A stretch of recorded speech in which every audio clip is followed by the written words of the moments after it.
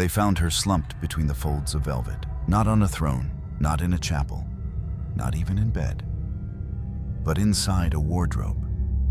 The Empress of Russia, Elisabeth Petrovna, one of the most powerful women in Europe, had died not under a blade or in war, but surrounded by silk and perfume, her last breath stolen by silence and fabric. For centuries, history has polished her image, the majestic daughter of Peter the Great, the architect of Baroque palaces, the ruler who never married but commanded armies. But peel back the embroidery, and you will find a woman gasping beneath the weight of her own image. A queen buried alive not in soil, but in expectations, rituals, and robes. This is not the tale of how a ruler reigned. It is the tale of how power, once wrapped too tightly, begins to suffocate. Slowly, quietly, until it forgets how to breathe.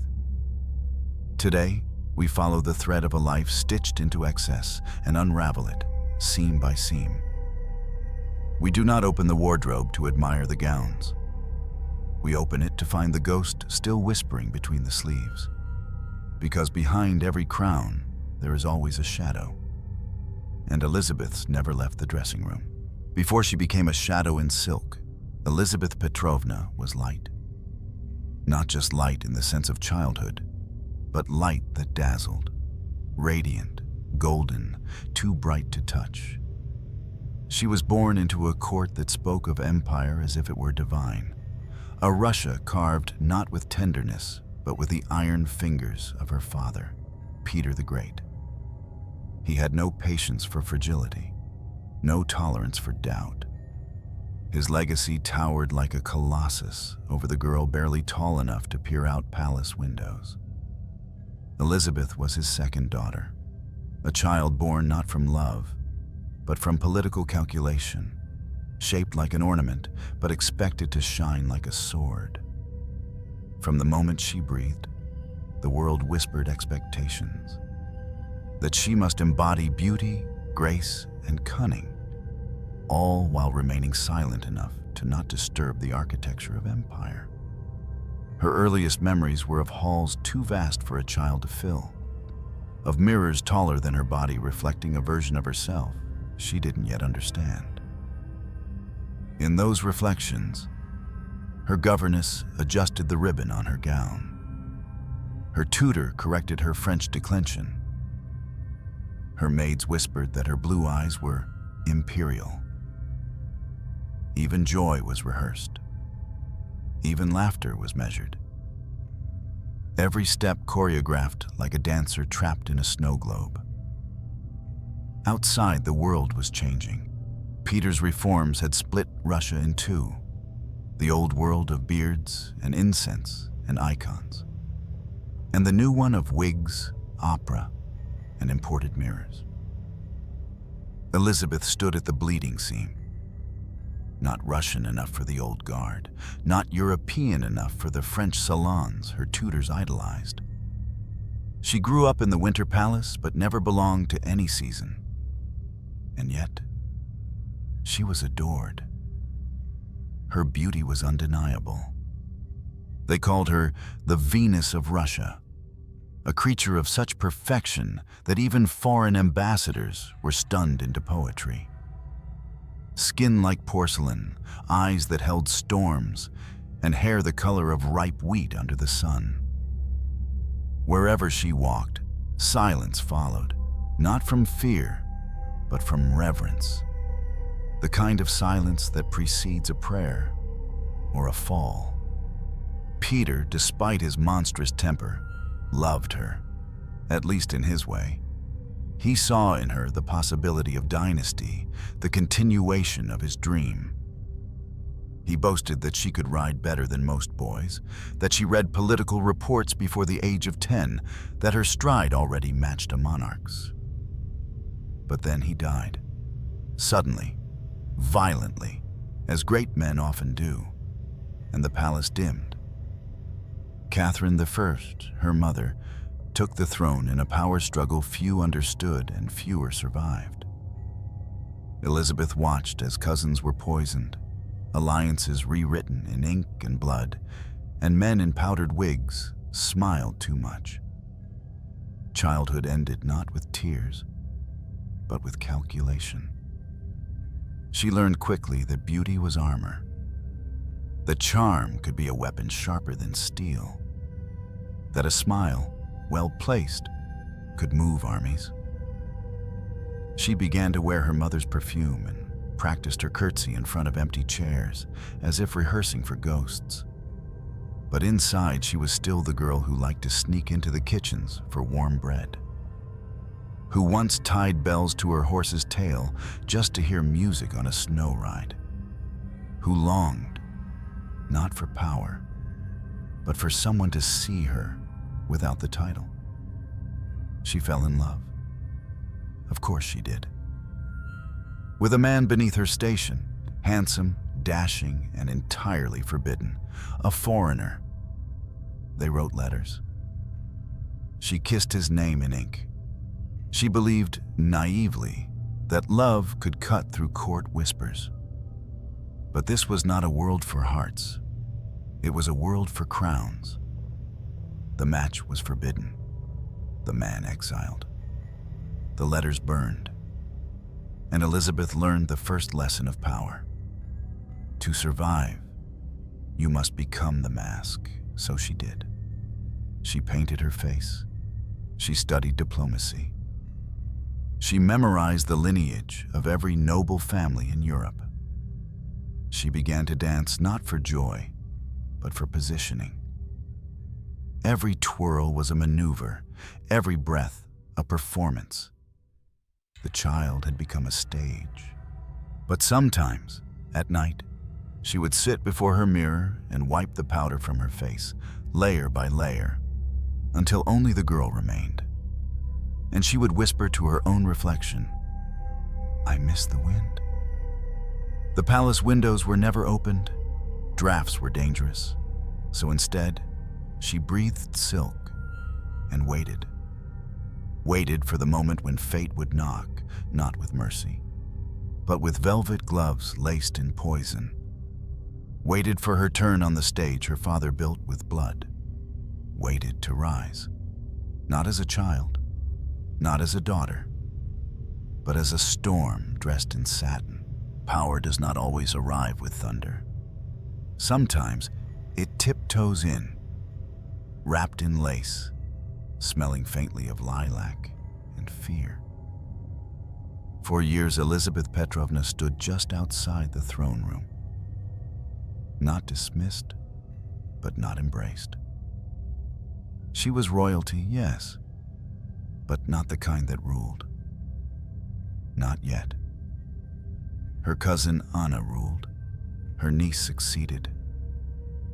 Men with weak chins and fragile minds wore the crown, while Elizabeth danced in ballrooms and smiled at diplomats, her laughter ringing louder than her ambitions ever dared. But make no mistake, she watched. Every nod, every betrayal, every tremor in the court's delicate balance. Russia at the time was not a kingdom. It was a spinning chandelier, dazzling and dangerous. And each time it turned, another nobleman fell. Elizabeth learned to stand still, to shine just enough, not too brightly, lest she become a target. Behind the silk fans and powdered smiles, the empire was rotting. The people were starving. The nobility were squabbling. And the throne had become a child's toy, passed from one puppet to another, each more breakable than the last. Then came even sick, a baby. An infant emperor, too young to speak, let alone rule.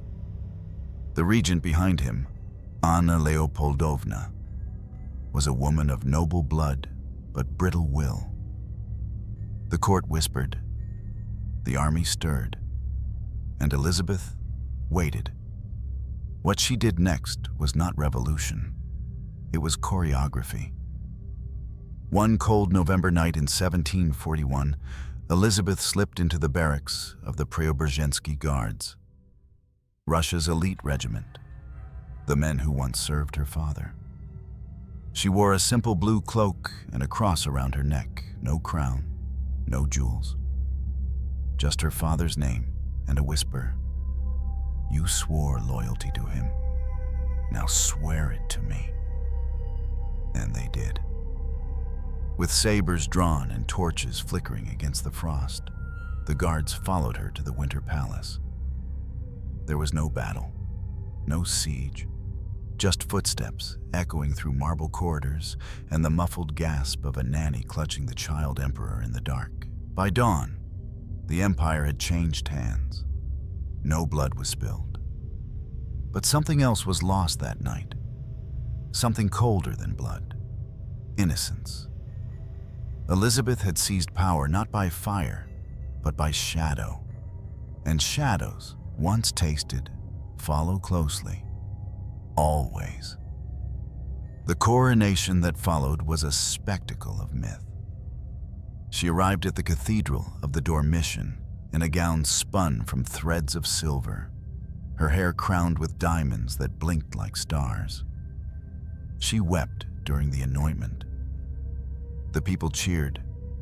The choir sang like heaven itself had bent down to watch. But beneath the incense and hymns, something darker stirred. She was no longer the golden child. She was the state, and the state was hungry. She banned torture, on paper. She promised reforms, later.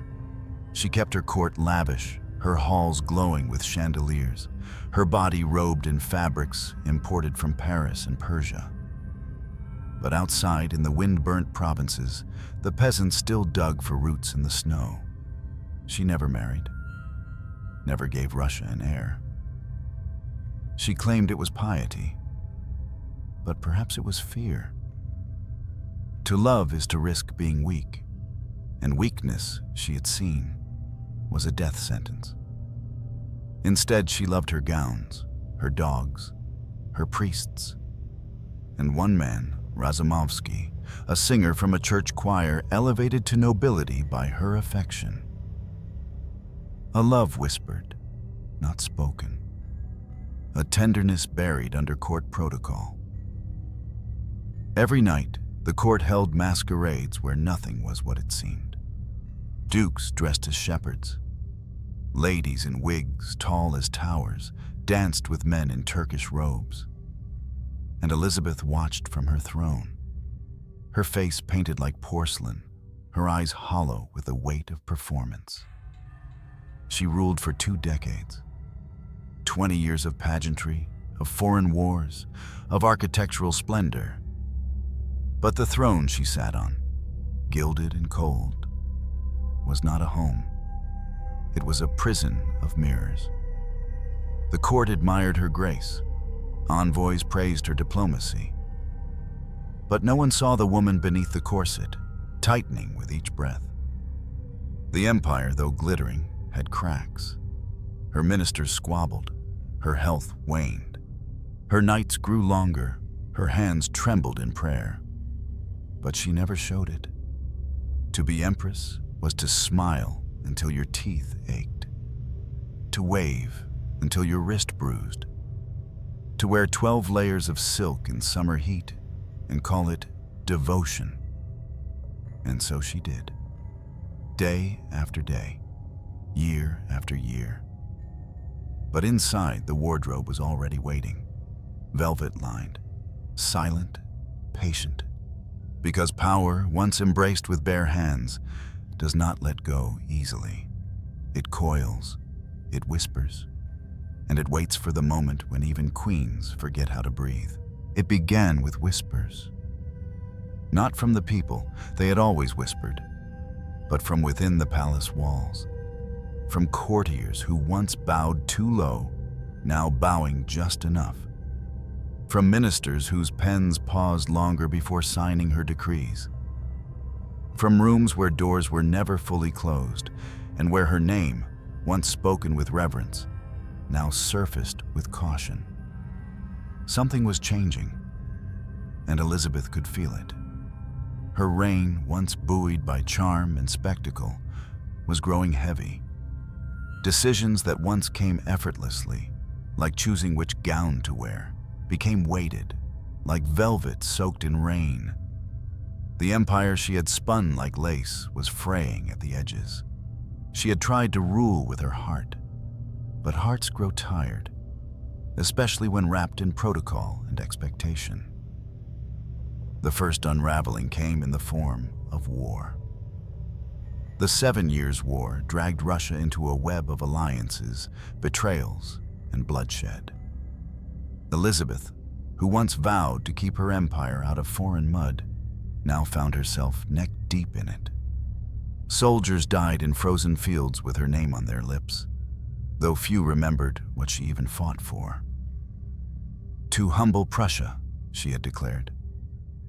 But behind the grand speeches and military maps, it was pride. Pride and the illusion of control. Frederick the Great of Prussia became her obsession. She called him a monster, a tyrant, a spider spinning Europe into a trap. But in truth, she saw in him a reflection. Another ruler cloaked in glory and solitude, making enemies faster than allies. Her generals begged for clear orders. She gave none. Battles were won, then lost, then won again.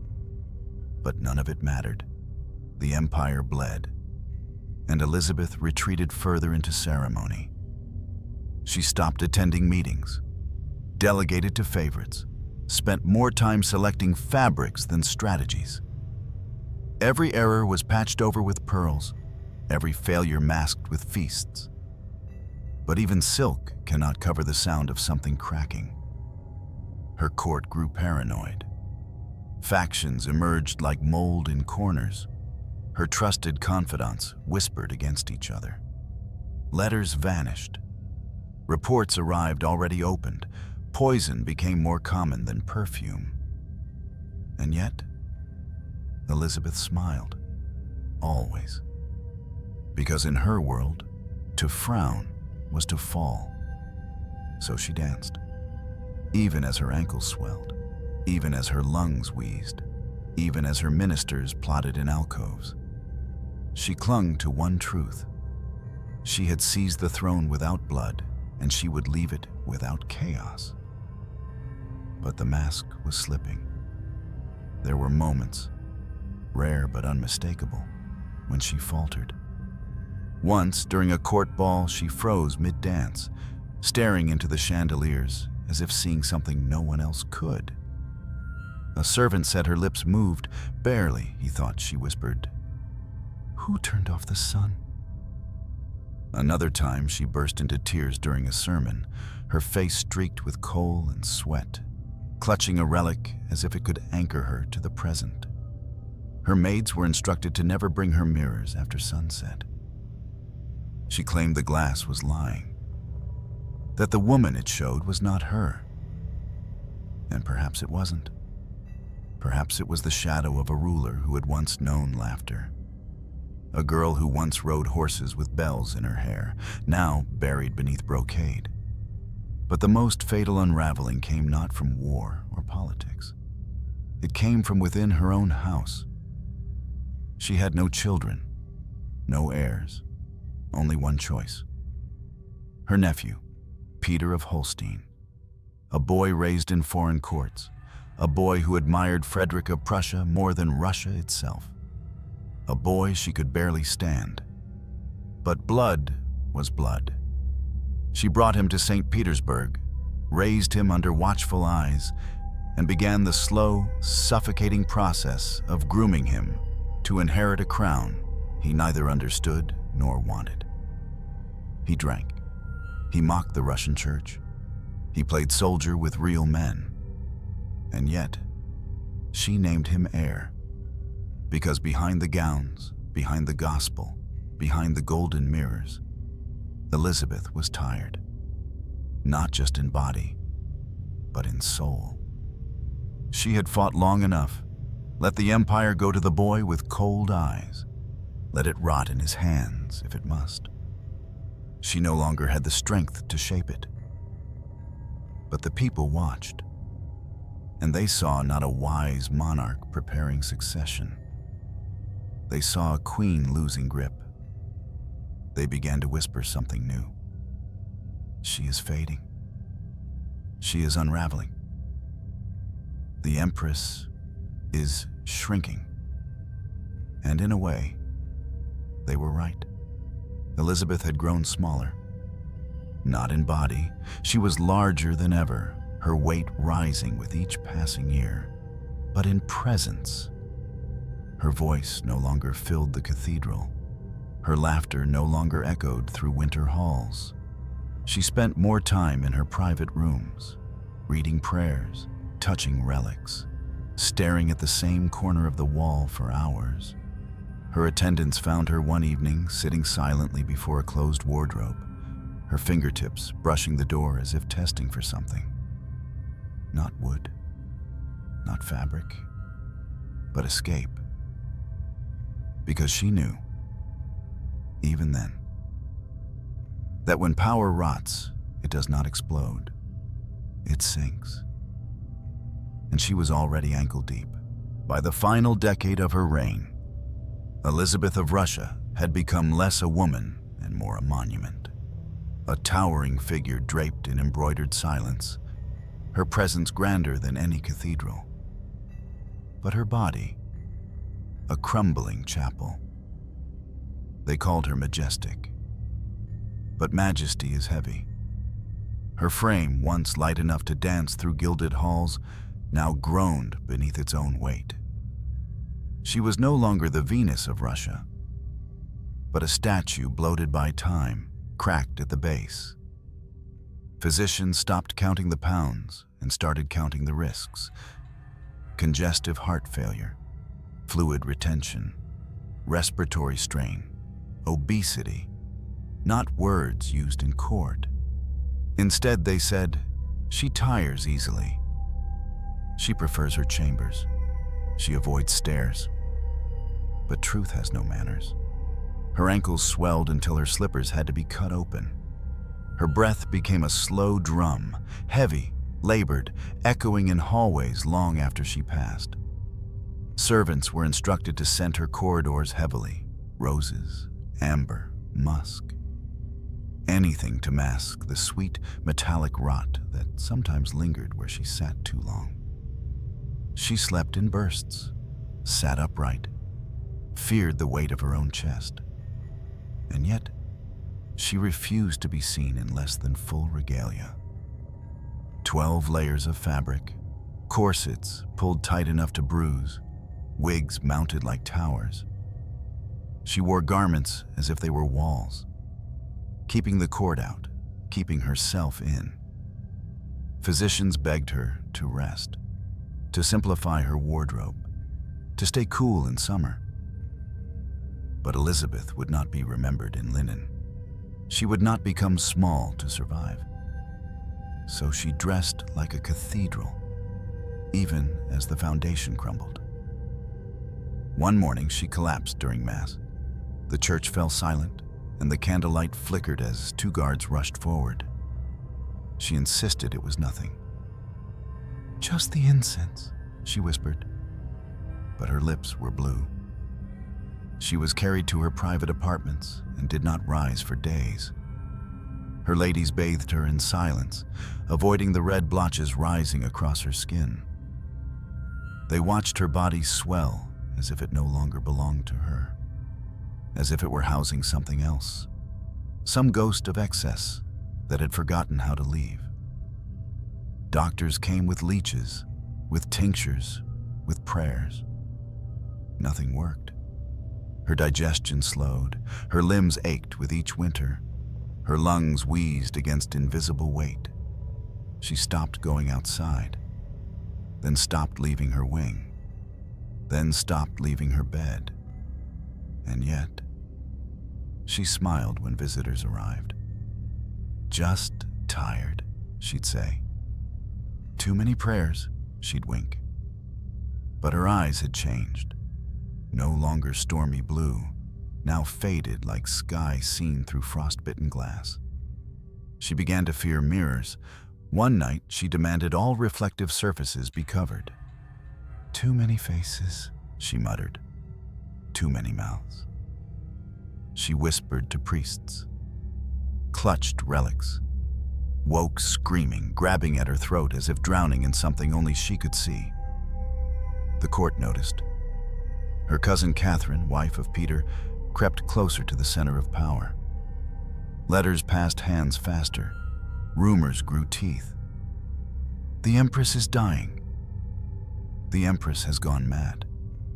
The Empress cannot breathe." But it wasn't just madness. It was suffocation. Not of air, but of space, of meaning. Elisabeth had built her life like a ballroom, wide, glittering, and full of motion. Now the walls were closing in, each corridor narrowed, each gown heavier, each breath cost more. And still, she clung to ritual. Even on her worst days, she insisted on attending the liturgy in her private chapel. Draped in velvet, dragged on a wheeled chair, she would murmur responses through cracked lips, her voice barely louder than the incense smoke curling around her. Servants sometimes found her standing alone before her wardrobe. Door open, eyes fixed on the gowns inside. They said she stood there for hours, not moving, not blinking. "Which one should I wear when I die?" she asked once. Not for the funeral, for the moment. And no one knew what to say, because death, in her case, had already begun. Not sudden, but creeping, like dampness in royal tapestries, softening the thread, curling the edge, until one tug would bring it all down. Elisabeth began to cough. At first, politely, then violently. Blood appeared, her lungs waterlogged and thick. Her physicians warned the next infection would be the last. But still, she resisted simplicity. She would not die in a bed, not in nightgown, not in modesty. She would die in costume. Because for Elisabeth, the performance had no curtain, only a trap door. She began to hear things. At first, it was the rustle of fabric when no one moved. Then it was the creak of wood behind her, even in carpeted rooms. Then it was voices, soft, cunning, insistent.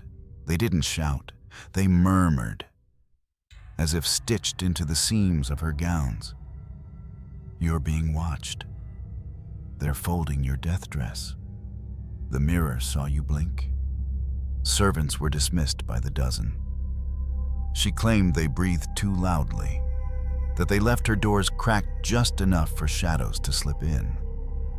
One night, she ordered all the wax figures in the ballroom storage to be burned. She claimed they moved after dusk, that one of them had her face, but smiling with too many teeth. The royal physicians debated in corners. Some whispered madness. Others blamed fevers, the swelling in her brain, the weight of her body crushing her lungs and starving her brain of air. But no one dared tell her, because Elisabeth still ruled, and she ruled from a fortress of denial. She avoided the grand mirrors. Even covered, she claimed they hummed. Once, a maid found her crouched in front of a covered looking glass, tracing her fingers along the edge of the drape. "They watch from the other side," she said, "but they don't blink." Her nights unraveled. She screamed in her sleep. Not words, just gasps, like someone being pulled underwater. Then silence. Then the sound of her nails clawing the bedpost. Priests were summoned. They read scripture, sprinkled holy water across her wardrobes, her slippers, her combs, but the peace never held. She stopped trusting the floor, claimed it shifted under her feet. Once, she crawled across her bedroom, sobbing, insisting the tiles were tilting her into hell. And yet, come morning, she dressed. Her gowns were now lined with extra linen to absorb the sweat of terror. She wore jewels not for beauty, but for weight, as if afraid she might float away. The Empress had become a kite in a windstorm of her own mind, but she never cried in public, never begged, never admitted fear. Instead, she grew silent. And silence in a palace like hers was not absence. It was a weapon. Her staff moved slower. Her courtiers bowed deeper. Because fear had changed color, no longer red and loud, but pale, trembling and dressed in brocade. Elisabeth began speaking to things that weren't there, to chairs, to hems of dresses, to the pages of unopened letters. "You never forgave me, did you?" she asked once, to a closed armoire. Another time, she stared into the folds of her drapes and whispered, "If I breathe first, promise you won't take it personally." Her confessor grew concerned. He reported discreetly that Her Majesty had begun to repeat prayers in reverse. And when asked about it, she smiled and said, "God hears better when we confuse the devils." The wardens of her mental state no longer carried scrolls. They carried folded towels, cool compresses, and quiet eyes. Because everyone understood, though no one said it aloud, that the Empress was fracturing. And still, she ruled. Still signed decrees, still ordered renovations, still requested new perfumes, as if scent alone could cleanse the dread from the air. But inside, she was a room without windows, airless, timeless, tight. She began to spend more time in her wardrobes, not near them, inside. Once, her maid entered and found Elisabeth sitting on a stool, cloaked in dresses not her own, staring up at a red velvet gown hung too high for reach. "She breathes better," Elisabeth said, "when I let her wear it." The maid told no one, only crossed herself and locked the wardrobe after Elisabeth left. But she forgot the key inside. And the next day, when they found the Empress missing from her chambers, they knew where to look. She was there, folded into brocade, fingers touching the edge of a corset, eyes wide open, but seeing nothing. She was breathing, but barely. She claimed she was hiding from the mirrors, from the walls, from the voices that kept tightening the air. Her physicians begged her to rest, to sleep in comfort, to stop wearing the 12 layers of court ritual even when no one watched. She refused. "What if death comes while I'm dressed like a servant? He deserves a show." Because that's what her mind had become, a stage, and death the final guest who had not yet clapped.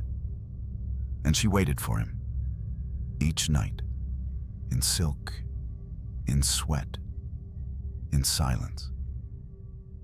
The court did not speak of it, but the maids did. They began leaving candles burning in the corners of wardrobes, not for light, but to let her believe the dark was smaller. It was a bitter January morning. Snow clawed at the palace windows, scratching like a restless animal. The sky hung low, gray, swollen, unmoving, as if time itself had forgotten to advance. Inside the private apartments of Empress Elisabeth Petrovna, no one had seen her rise. Not the ladies in waiting, not the chambermaid who usually brought warm milk and a prayer, not the physician who had begun making visits before sunrise just to count her pulse and offer quiet fear. The door to her bedchamber was locked, but not from the outside. They knocked, Once, twice, a third time. No answer. Whispers began, tight, urgent, wrapped in panic but muffled by decorum. The chief lady in waiting ordered the door forced open. It wasn't the bed that drew their eyes. It was the wardrobe. The great mahogany armoire loomed like a silent sentinel in the corner, its double doors slightly ajar, like lips too exhausted to speak. At first they hesitated. No one wanted to look inside. It felt obscene, like stepping into something sacred or cursed. But the scent drifted out before they could deny it. Not rot, not quite, but wet fabric, perfume gone sour, a hint of iron, and something else, like prayers soaked in sweat.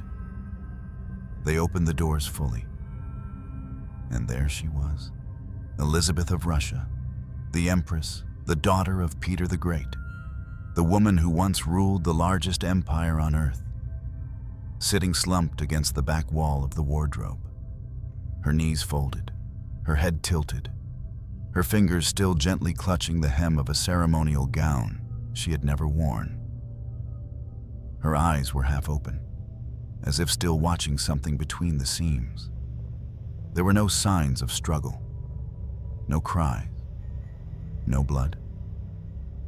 Just the stillness of someone who had finally surrendered to the weight. The physician noted later, quietly away from official earshot, that her lungs had likely filled with fluid days before. That the compression of her ribs from corsets worn too tight for too long had restricted her diaphragm. That the cold of the wardrobe, combined with the thickness of layered fabrics, had created a vacuum of oxygen. In simpler terms, she drowned in herself. Not in water, but in ritual, in silk, in silence. The official cause of death, apoplexy, but even that word felt cowardly, like calling a noose a ribbon. The attendants did not weep immediately, they froze. Because what lay before them was not a corpse, it was a warning. She had become the wardrobe, a shell of embroidered history, containing nothing but air too old to breathe. They lifted her gently, but her body was rigid, heavy not from mass, but from memory. Her skin bore the imprint of brocade. Her neck glistened with sweat frozen in pearls. Her mouth, parted slightly, held no words. The Empress had died as she lived, hidden behind fabric, decorum, and expectation, so tightly laced, not even breath could escape. The court was told she passed peacefully, that she slipped away in her sleep, that angels waited outside her chamber, singing. But those who found her knew better. They heard nothing, not even silence, only the hush of cloth collapsing inward, like the final exhale of a curtain falling. Her body was prepared without delay. They struggled to dress her one last time. Even in death, her limbs resisted arrangement. Her fingers clung to invisible threads. Her spine refused to lie flat. She was buried in gold-threaded robes, her face powdered to mask the purple. Her hands folded over a crucifix she never truly trusted. No one mentioned the wardrobe. It was quietly removed. Burned, some said. Locked in storage, said others. But the palace changed. For months after, servants reported cold spots in the hallway. A scent of lilac without source. Some claimed to hear breathing from behind closets. One maid swore she saw a silk train dragging across the floor with no feet attached. But these were stories, and in Russia, stories were dangerous. The official eulogy described her as glorious, noble, divinely appointed. But no one could explain why her final moments were spent in a space too small for air, surrounded by the very garments that had once crowned her. Because that's how it ends, isn't it? Not with a scream, not with rebellion, but with a quiet collapse between hangers. The Empress did not fall from grace. She folded into it, like parchment, like fabric, like a secret too old to tell. Elisabeth's body had not yet cooled when the palace doors began to shift. Not outward, toward mourning, but inward, toward maneuvering. Because in empires, death is not silence, it's opportunity. The bells of St. Petersburg tolled. 1,000 candles were lit. Black ribbons adorned the columns of palaces she had gilded. But behind closed curtains, murmurs returned. Who now? Will it hold? What has she left us?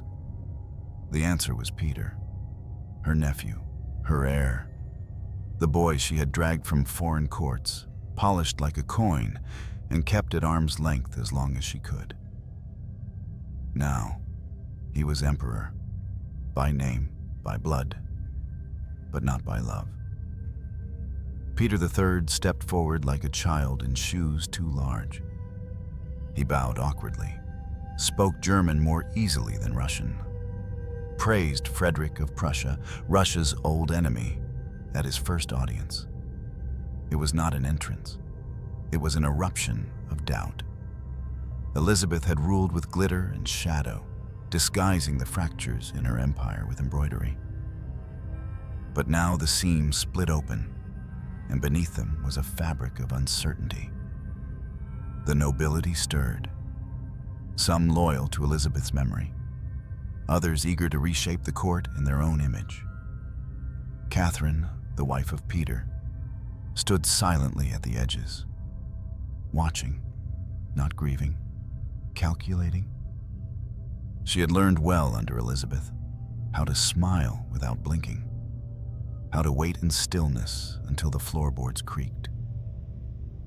While Peter alienated the Orthodox Church, insulted his own advisors, and plotted military reforms that mirrored Prussia, Catherine wrote letters, planted seeds, measured loyalties, because Elisabeth's death had done more than remove a monarch. It had uncovered a vacuum, and vacuums do not stay empty. Meanwhile, the people tried to mourn. They lined the streets for her funeral procession, rows of peasants clutching icons, nobles dabbing their eyes with lace. But many were confused. She had ruled for 20 years, built churches, waged war, thrown feasts. But they had never truly seen her. Was she kind? Was she cruel? Did she love us? Even in death, Elisabeth remained a mystery, wrapped in fabric, hidden behind scent, reduced to a mask carved in marble above a tomb. The Orthodox clergy sang her praises. The foreign envoys offered carefully worded condolences. But behind every compliment was a question. Will Russia hold? Because her departure had loosened something, like the first stitch that gives way on a tightly fitted corset. Peter III lasted only 6 months. 6 months of confusion, of proclamations made in poor Russian, of alliances reversed overnight, of soldiers muttering in corridors. Then came the coup. Catherine moved swiftly, quietly, elegantly. She rode out with the imperial guard at her back, declared herself Empress of all Russia, and marched into power not with steel, but with poise. Peter was arrested. Then, conveniently, died. No trial, no confession, just a burial too quick for comfort. And with that, Elisabeth's legacy fractured into dust. Because the empire she had held together with gowns and ceremony had proven paper thin, Its strength had been her performance, its stability, her choreography. Remove the dancer, and the stage collapses. Under Catherine, Russia would expand, reform, and thunder into history as a great European power. But she never ruled as Elizabeth had. She ruled with intellect, with letters, with law. Elizabeth ruled with illusion, and now that illusion was gone. The Winter Palace changed. The rooms she had favored were repainted. The wardrobes she once wept inside were broken down for storage. Her gowns sold, burned, or sent to museums. A few servants remained loyal. They whispered prayers in her name, lit candles near the chapel. But they too faded. History moved forward, indifferent to satin and shadow. Yet not all was forgotten. In the years that followed, a rumor lingered in the court, a whisper that the wardrobe where she died had never been destroyed, that it had been sealed, moved, stored somewhere beneath the palace, behind stone and silence, and that sometimes, at night, when the frost crept through the windows and the chandeliers swung ever so slightly, you could hear breathing behind the wall, a long, slow, velvet breath. History has never quite agreed on what to make of Elisabeth Petrovna. She ruled for 20 years, longer than many monarchs, longer than most queens. She fought a continental war, built universities, commissioned cathedrals, expanded the power of the Russian Orthodox Church. And yet, when her name is spoken today, it arrives not like thunder, but like perfume long faded on lace. Some call her a benevolent force, the last monarch of Russia who ruled without executing a single political enemy.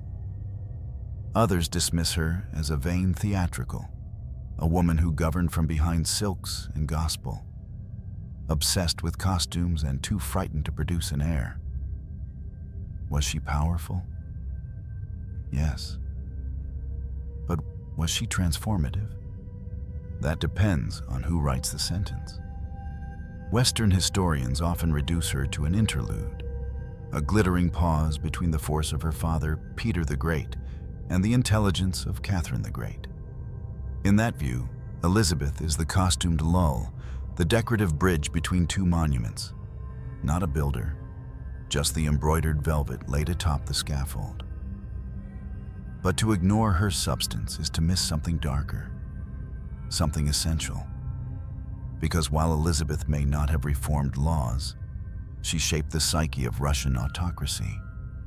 She taught the court that image was everything, that rituals could outlive reason, that if a monarch smiled convincingly enough, no one would look beneath the throne. She institutionalized performance, made it policy. Every ball, every mass, every parade, all served a single purpose: to hold the empire together through spectacle. And it worked, until the curtain collapsed. In that way, Elizabeth was not weak. She was terrifyingly effective.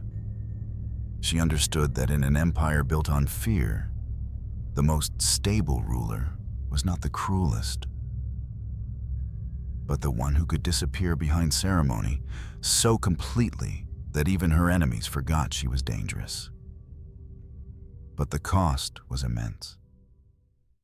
She left no vision for succession, no legacy of reform, no intellectual school, no enduring doctrine, only gowns, paintings, and a mausoleum more admired for its marble than for the bones inside.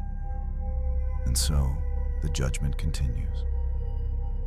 Russian nationalists of the 19th century revered her piety and patronage of the church. Soviet historians largely ignored her, finding little use for a queen obsessed with clothing and relics. Modern biographies wrestle with contradictions. How can a monarch be adored but empty, feared but ineffective, haunted but celebrated? Elisabeth resists narrative. She lingers, like incense in old churches, visible only when caught in light, quickly gone when you reach for it. Perhaps that is her truest legacy, not one of policy, but of illusion, because power, for her, was not a sword. It was a veil, and under it, she ruled like a magician holding a breath no one could count. But even magicians die, and her death, the way it unfolded, the location, the silence, seems too poetic to be mere coincidence. She suffocated in a wardrobe, surrounded by the symbols of the very power she had mastered. It was not a tragic accident. It was a mirror, held up to her reign. What she built, baroque and golden, offered no air when the body began to fail. What she preserved, beauty, tradition, mystery, offered no answer to those who came after. And so, when historians gather, they speak of her with careful adjectives: elegant, cautious, shrewd, mysterious, elusive. They avoid verdicts, because verdicts require clarity, and Elisabeth left only shadows. Yet, there is a kind of truth in the shadows, a truth that says, not every ruler is meant to change the world. Some are meant to hold it still, even for a moment, even through artifice, because the alternative is collapse. Elisabeth held Russia between storms.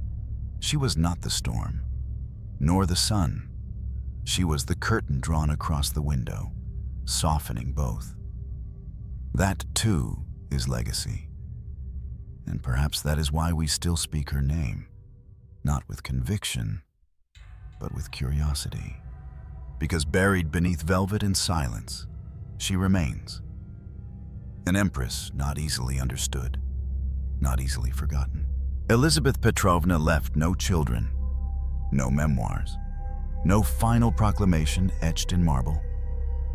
Only things, heavy things, a coffin too ornate to touch, portraits too idealized to recognize, and somewhere, a dress never worn, folded and silent, still waiting.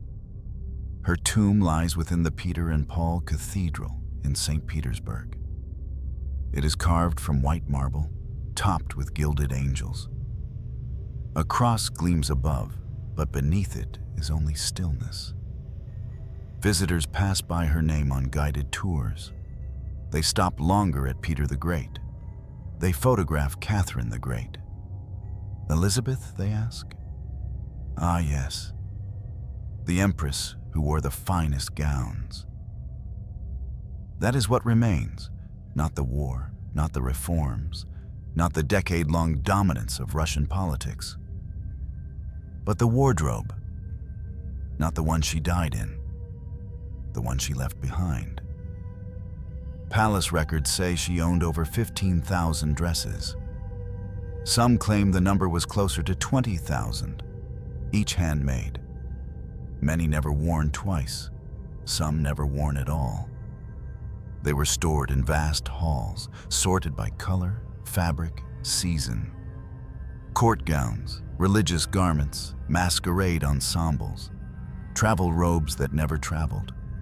Today, only a handful survive. Faded silk, locked in museum glass. They no longer shimmer. They do not rustle. But they carry the shape of her memory more faithfully than any textbook. In one museum in Moscow, a brocade gown rests on a headless mannequin. Its waist is impossibly narrow, its hem stiff with embroidery. Children pass by, unaware that the woman who once wore it died gasping for air. In another gallery, a pair of slippers, worn, frayed, lie beneath a plaque that reads, "Believed to belong to Empress Elisabeth, circa 1755. Believed. Because even now, nothing about her feels certain. Portraits survive.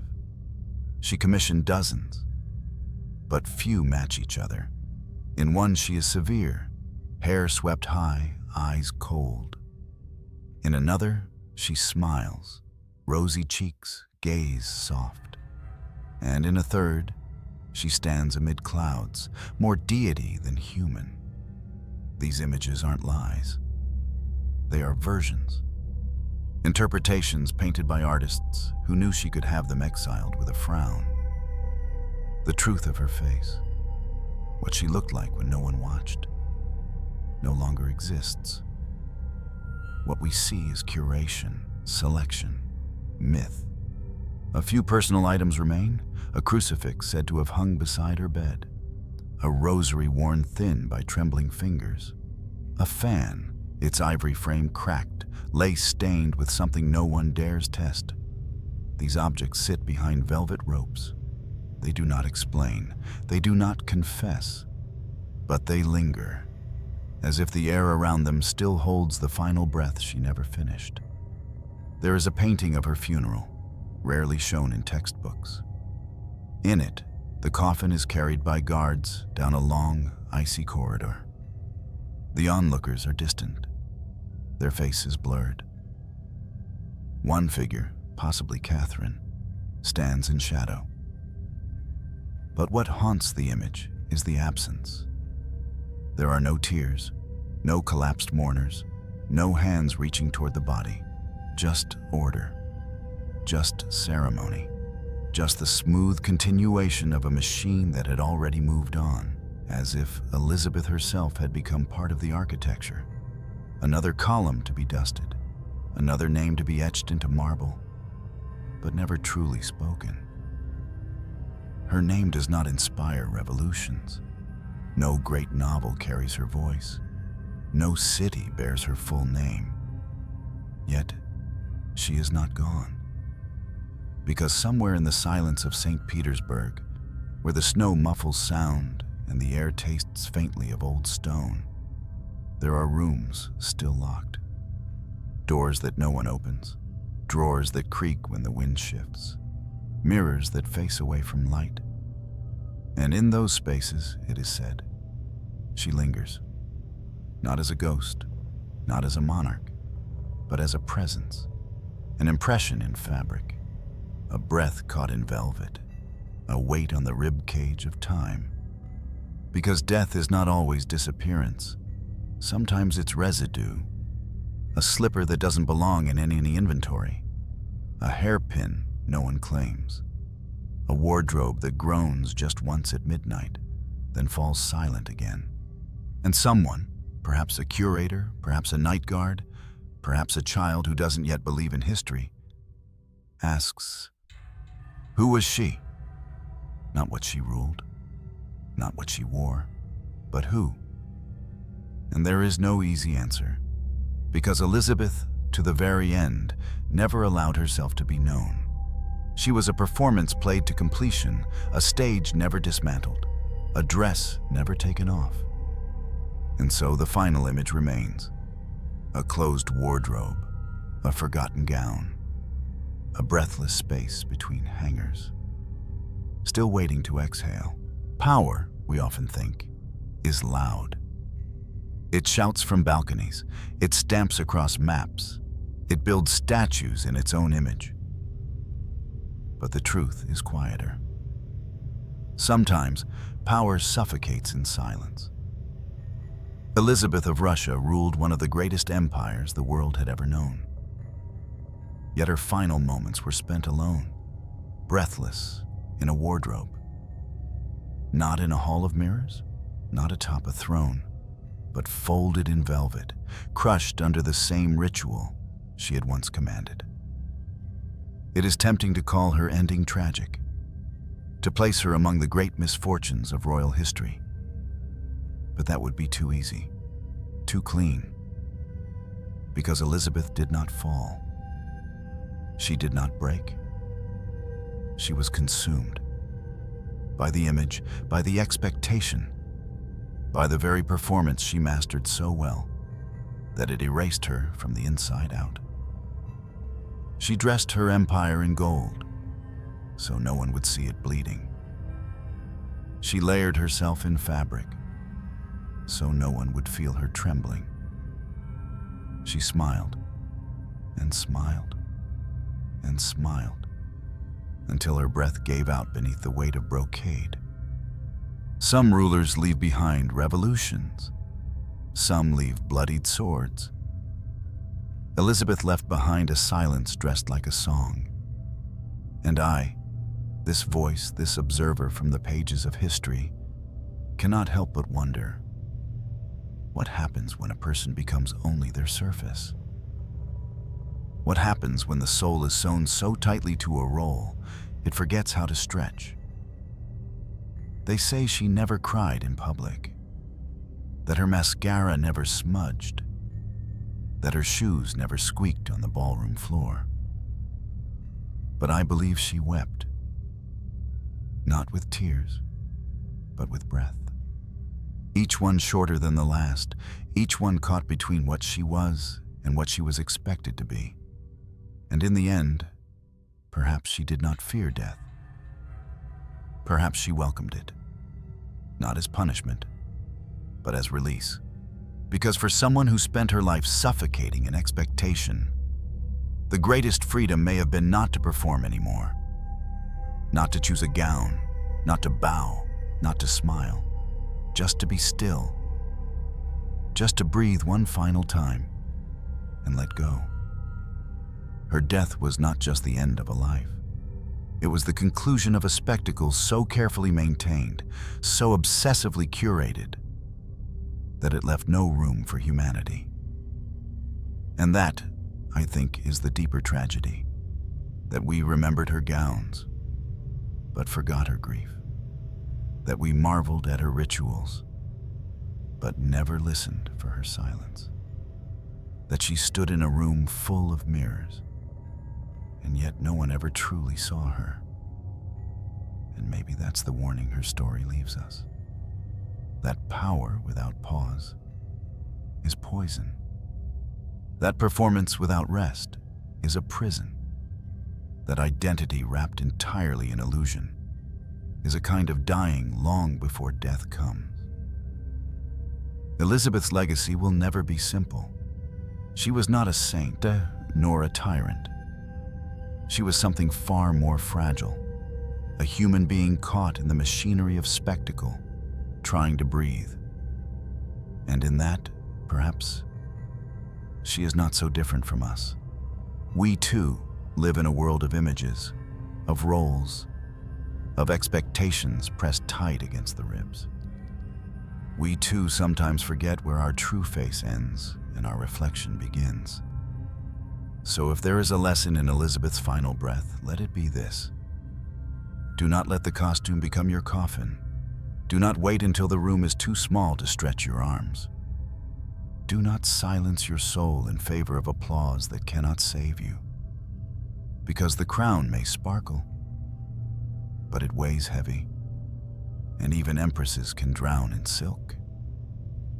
In the end, I imagine her, not as a queen, but as a woman, finally lying still, no longer reaching for the next ritual, no longer waiting for the next breath to impress, just quiet, just soft, just free. And somewhere, perhaps, the wardrobe still stands. Not as a tomb, not as a curse, but as a memory of a life worn like a gown, magnificent, constricting, unforgettable, and finally taken off.